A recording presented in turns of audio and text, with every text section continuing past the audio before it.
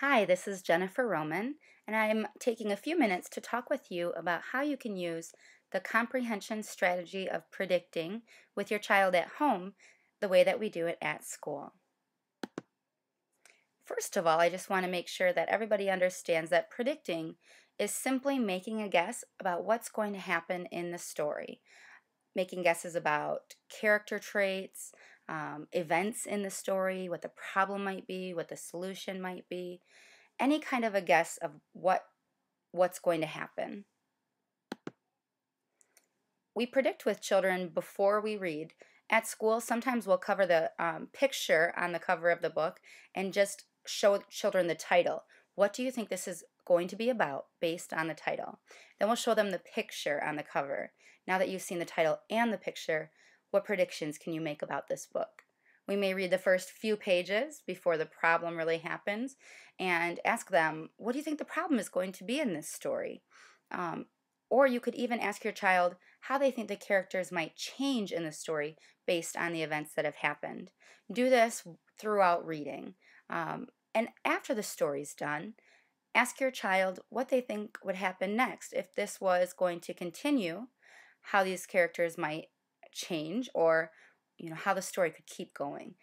I like to ask kids if there was a sequel because they understand things like Madagascar and Madagascar 2. If there was a sequel to this story, what do you think would happen?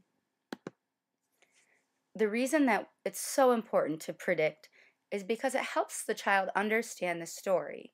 They have to use what they already know. We call this schema in school, and it's just a fancy word for what they already know.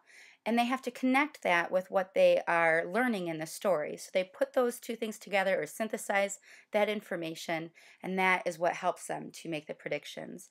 And you can even ask your child, how did you make that prediction? What helped you? Was it the picture? Was it what you already know? Was it a combination? And when they're going to retell that story later, they've connected to the text, so they're going to remember it more. And they'll be able to tell more about it. They'll be able to answer questions about it. It really is a great comprehension tool.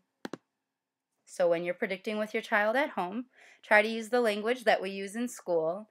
So when children are predicting, sometimes we'll rephrase and say, okay, so you predict that.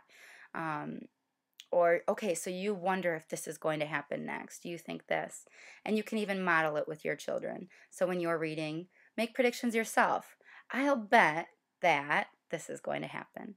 So it's kind of a fun thing to do with children. It's an easy thing to do with children, and yet it's so powerful. So I think that if we're using the same language in school and at home, children are going to really internalize it. They're going to use it more and more, and they're going to understand stories more and more. And really, that's what we want them to do. We want them to love reading. We want them to understand reading. I hope this was helpful.